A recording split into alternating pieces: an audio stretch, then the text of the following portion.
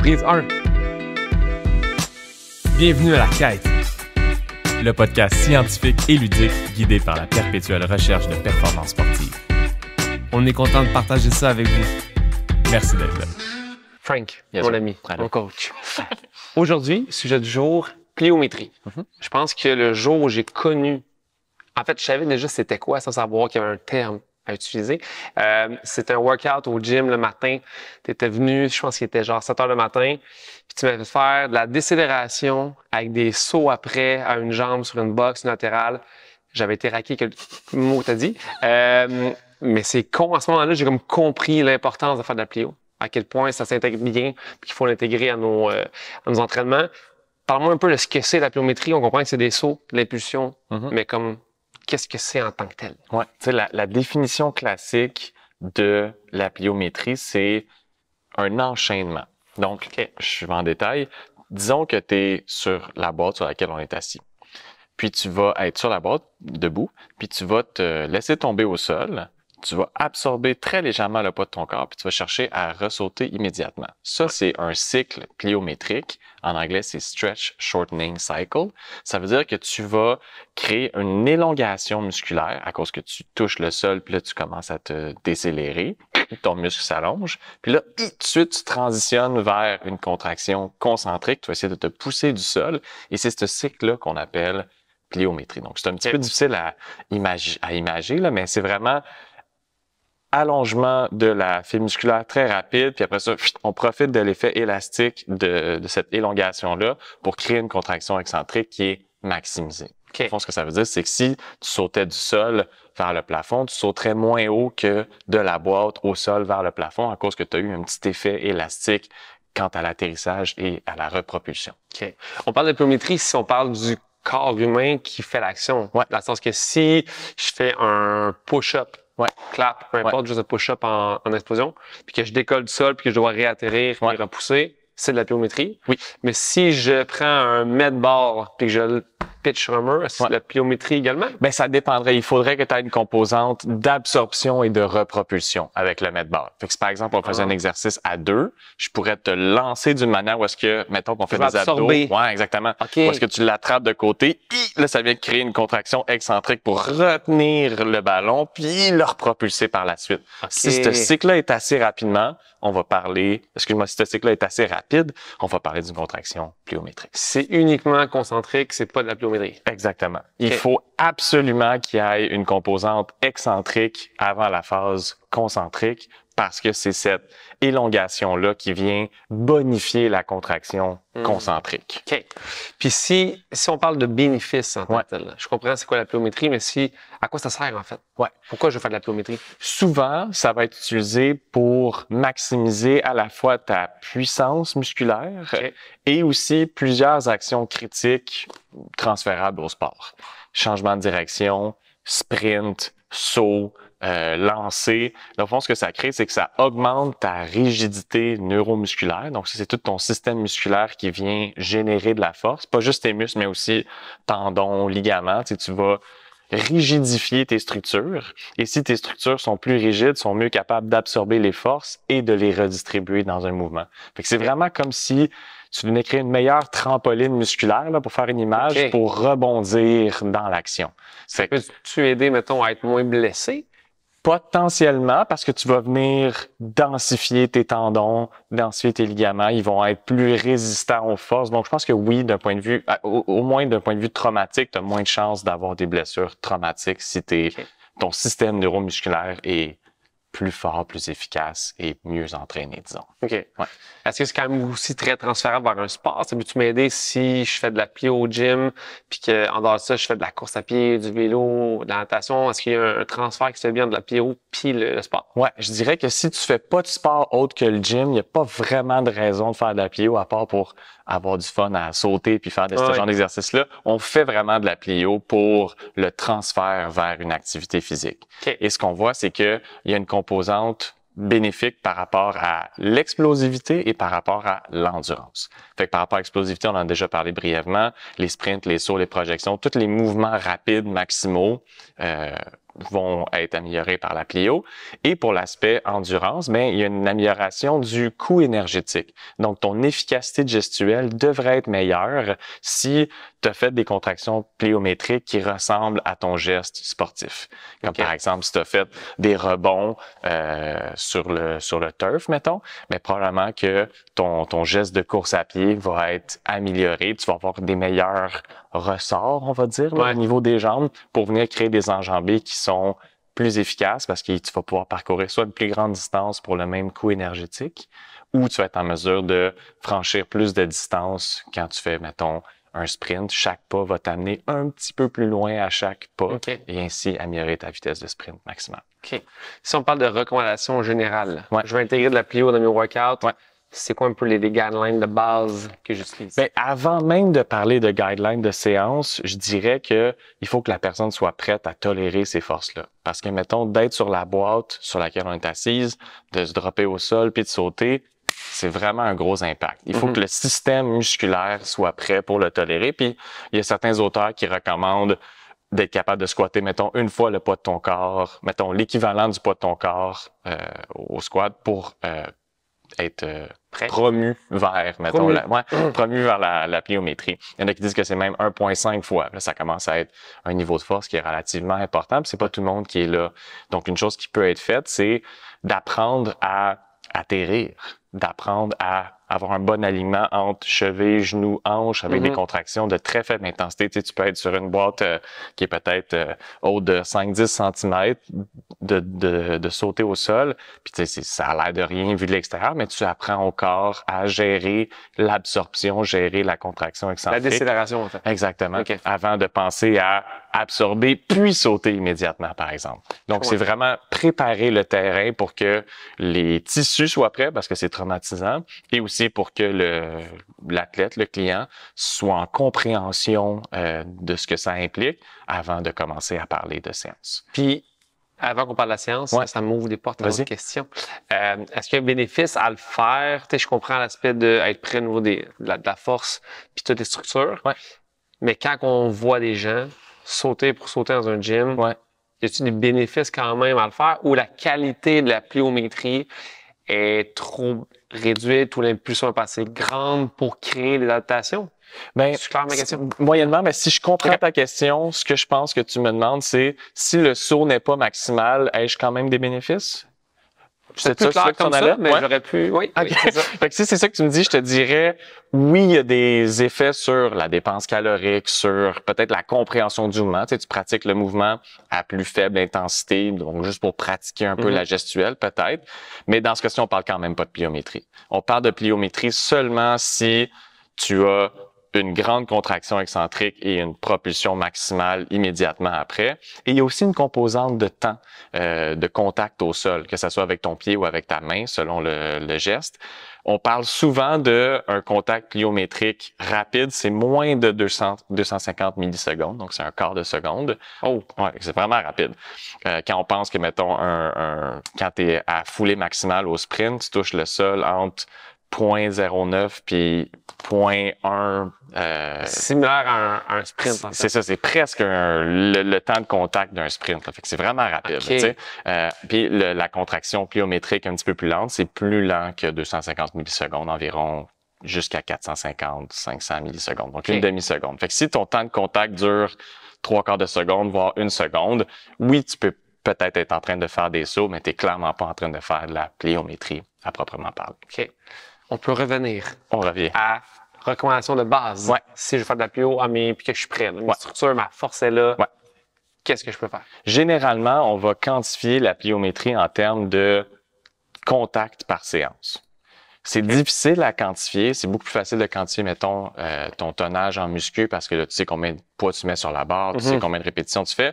La pliométrie, ça dépend, mettons qu'on parle toujours de notre exemple de on saute de la boîte au sol, puis après ça, on essaie de créer un deuxième saut. C'est celui-là qui va être maximisé par le cycle pliométrique. Ben là, il faut quantifier la hauteur de la boîte. Est-ce qu'on se laisse tomber de la boîte ou on saute un peu avant de tomber au sol? Donc, c'est vraiment difficile à quantifier. C'est pour ça que souvent, on va parler de contact par séance parce que c'est ça qui est facile à quantifier, mais on sait que c'est une science inexacte quand même parce que là, il y a plusieurs facteurs. Tu sais, est-ce que tu offrais ton effort maximal ou 3/4 maximal, tu sais, bref. Okay, Fait que c'est des subtilités qui sont difficiles à quantifier. Ouais. Et on va vraiment parler de contact au sol. Donc, si on parle de contact pliométrique rapide, donc moins de 250 millisecondes, on parle environ de 15 à 75 contacts par séance environ. Okay. Ça peut aller plus haut que ça. Plus tu es un athlète élite, plus tu peux t'en permettre, en pensant que tu as fait une surcharge progressive dans le temps, évidemment. Et si tu as des contacts pliométrique lent, plus de 250 millisecondes, comme par exemple juste essayer de descendre et sauter sur place, par exemple. Ça peut être considéré comme une contraction pliométrique. Mais là, on parle un petit peu plus de 30 à 90 sauts. On peut s'en permettre un petit peu plus parce que l'ampleur des forces impliquées dans le geste est un petit peu plus petite. Plus le temps de contact est faible, plus les forces impliquées sont grandes. Je comprends. Donc, si on est plus lent, on peut s'en permettre un petit peu plus. Je comprends. OK. Y a-t-il d'autres recommandations?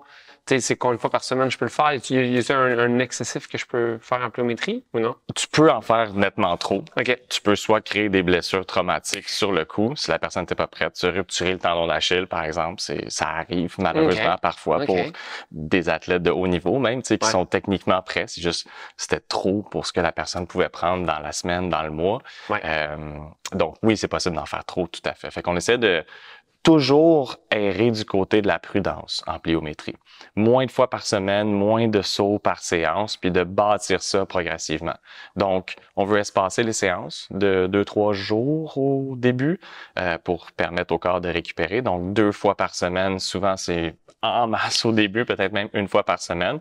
Puis, on peut peut-être augmenter ça jusqu'à 4 fois par semaine tout au plus. Là, je serais vraiment frileux d'aller plus que ça.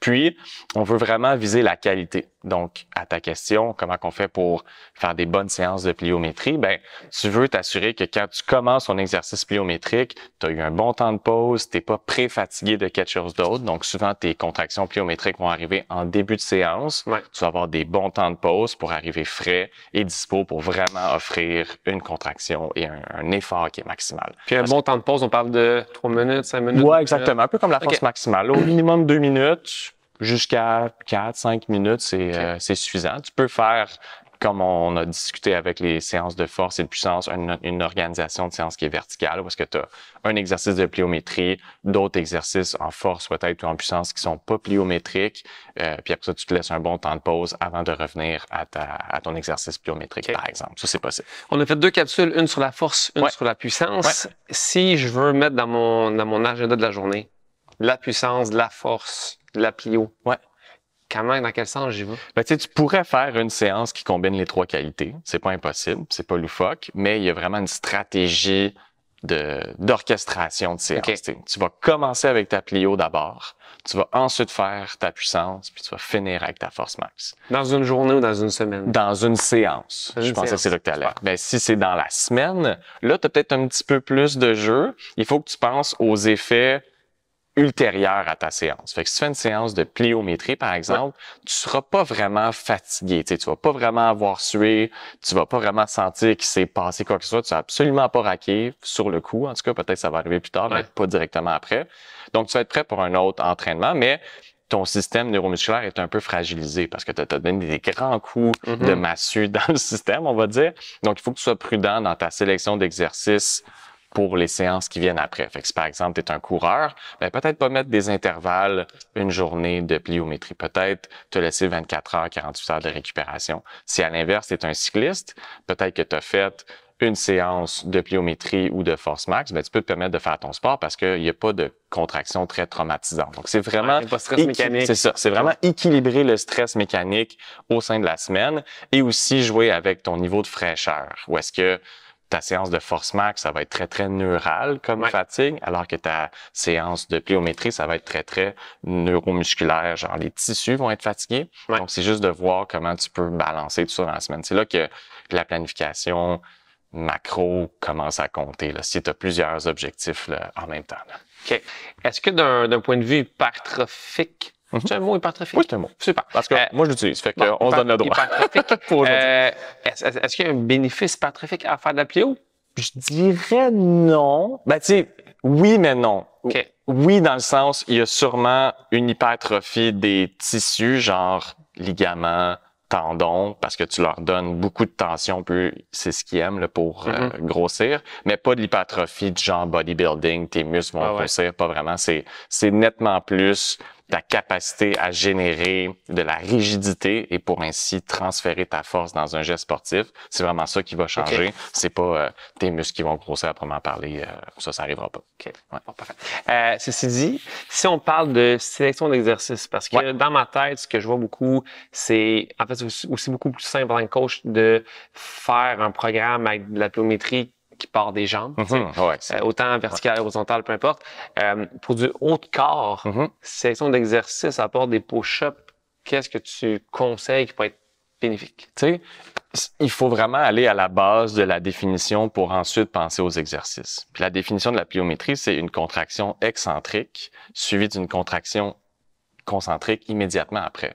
Fait que si tu orchestres des gestes qui rentrent dans cette catégorie-là, le coffre à outils est vraiment grand. T'sais. C'est sûr que de penser à des sauts pour les jambes puis à des push-ups explosifs pour les bras, c'est ce qui est le plus instinctif. Il y a vraiment plusieurs choses qui peuvent être faites. Tu peux être couché sur le dos avec quelqu'un qui est debout sur la boîte, qui te laisse tomber un ballon dans les mains, tu l'attrapes, tu le relances. Même chose avec une barre de bench, tu la propulses, tu l'attrapes, tu la relances. Et c'est plein d'exemples pour le même groupe musculaire de contraction excentrique et excentrique, mais on pourrait appliquer, c'est ça, absorption puis repropulsion. Mais on pourrait appliquer cette logique-là aux muscles des épaules. On pourrait utiliser ça pour les triceps. Par exemple, tu as un élastique qui est accroché sur le haut d'un rack à squat. Tu vas partir d'en bas, tu vas avoir une contraction excentrique du triceps. Puis alors que tu es en train d'avoir ta contraction excentrique, tu vas recréer une contraction concentrique. Donc ça va être un cycle pliométrique pour le triceps. Si jamais c'est important de faire des triceps, mettons que t'es,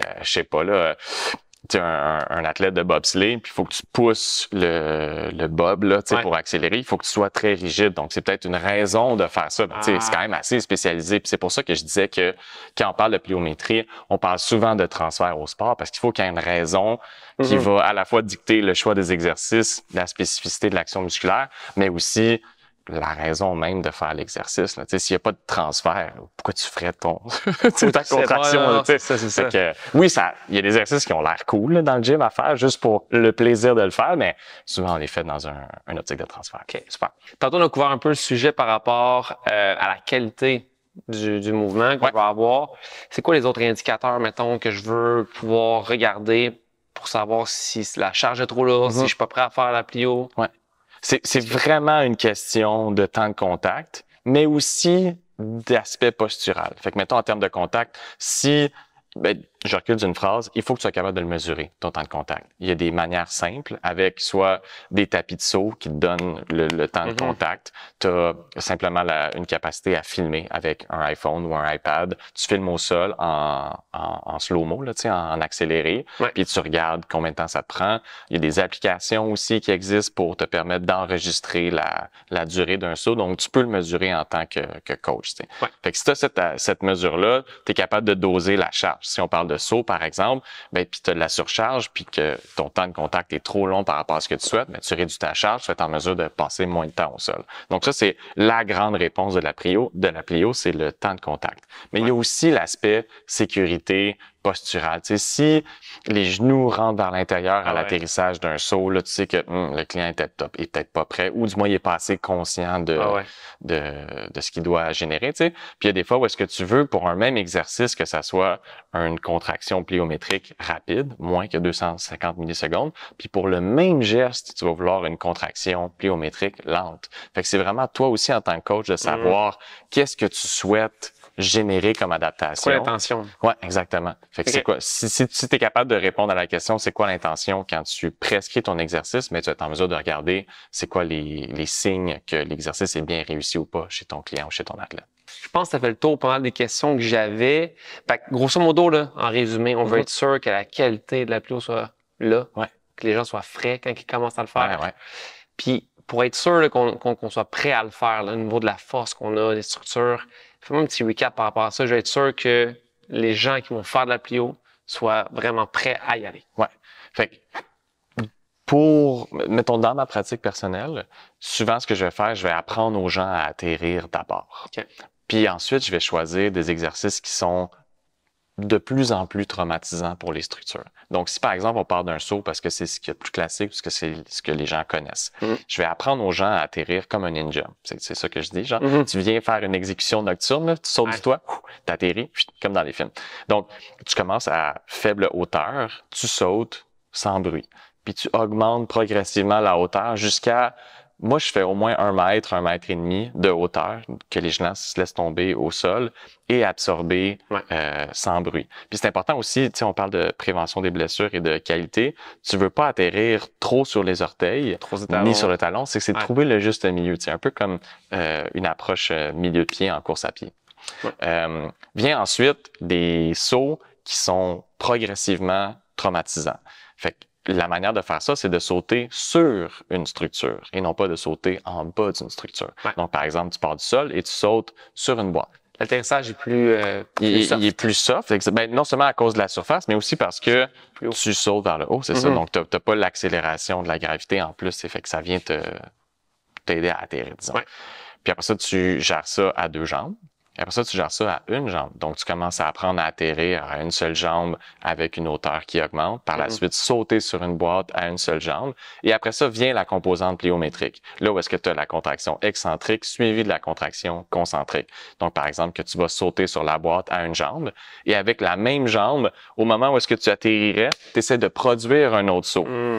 Et là, ensuite, viendra le moment où est-ce que tu vas faire ça, mais assisté de la gravité. Tu es sur la boîte, tu sautes vers le sol et là, tu essaies de ressauter. Donc, c'est un processus qui est quand même relativement long. Puis ça, c'était juste pour l'aspect du saut. On pourrait parler de certains éducatifs de sprint qui sont tout aussi traumatisants si tu as une pente négative ou est-ce que là, la gravité t'accélère. Donc, il y a vraiment plusieurs aspects à prendre en compte, mais je veux mettre l'emphase sur le fait que ça doit être fait sécuritairement, progressivement et tu dois toujours être prudent dans ton application de la surcharge. Il y a aucune presse lorsqu'on implique de la pliométrie parce que c'est fait conjointement à une augmentation de ta force musculaire ou de ta puissance qui va aussi aider ton sport. Puis c'est juste à terme que tu vas être prêt à intégrer la pliométrie. Fait que vraiment, sécurité avant l'efficacité, disons. Puis si on parle de forme rapidement, là, on parle des sauts, c'est classique. Je pense que les gens peuvent appliquer ça facilement à leur entraînement.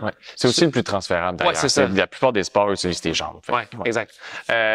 Si on veut voir la technique, la forme du client, de l'athlète, tu t'attends à voir la même chose qu'un squat, par exemple, dans le sens où... Pas mal, Puis, est-ce que c'est personnel? À quel point tu décélères bas ou non? Parce que des fois, on sait pas. Il y a des gens qui vont décélérer en ayant le bassin qui descend vraiment très, très bas, d'autres que non. Fait que comment tu gères un peu ça? C'est vraiment une bonne question. Je dirais que la première chose, ça serait de regarder quelqu'un sauter naturellement. Avant même de penser à une contraction pliométrique, tu regardes mettons un athlète ou un client de côté, tu lui demandes de sauter. Puis là, tu vas voir sa stratégie de saut personnelle. Il y a des gens qui sautent avec les hanches, puis d'autres qui sautent avec les genoux. Fait que si les genoux vont vers l'avant, mais que le dos reste relativement droit, tu peux t'attendre qu'ils vont atterrir à peu près de cette manière-là lorsqu'ils vont faire de la pliométrie. À l'inverse, s'ils produisent leur saut en se penchant beaucoup vers l'avant, puis en chargeant les hanches, mais tu peux penser qu'ils vont atterrir de cette manière-là aussi. Fait que ça te permet de voir un peu le genre de cue que tu vas donner. Il n'y en a pas un qui est meilleur que l'autre, en fait. Ils sont individuels, puis ils ont leurs risques et bénéfices chacun des deux. Donc, si quelqu'un saute et atterrit par les genoux, ben ça met beaucoup de stress sur le tendon patellaire. Ça se peut que tu développes des problèmes de genoux. Et à l'inverse, quelqu'un qui saute beaucoup avec les hanches, ben il va sûrement être en mesure de mieux absorber son saut parce que tu peux atterrir sur une plus grande période de temps parce que tu as plus d'amplitude à faire comme si tu allais t'asseoir, par exemple.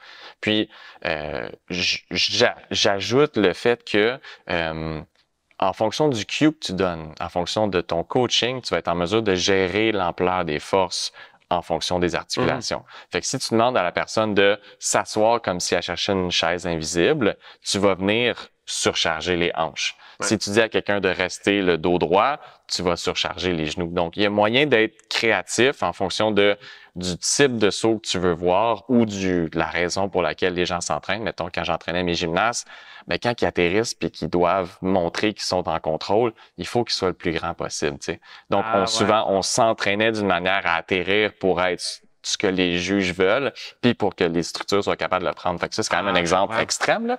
Mais en termes de forme, tu pars toujours de ce que la personne te présentes dans un contexte non traumatisant, comme un petit saut normal sur le sol, Ouais. puis tu l'appliques dans un contexte un petit peu plus traumatisant, comme la pliométrie, par exemple. Cool. Ouais. Frank, ça fait le tour. Cool. Pliométrie, super intéressant. Merci, Mike. Merci, mon chum.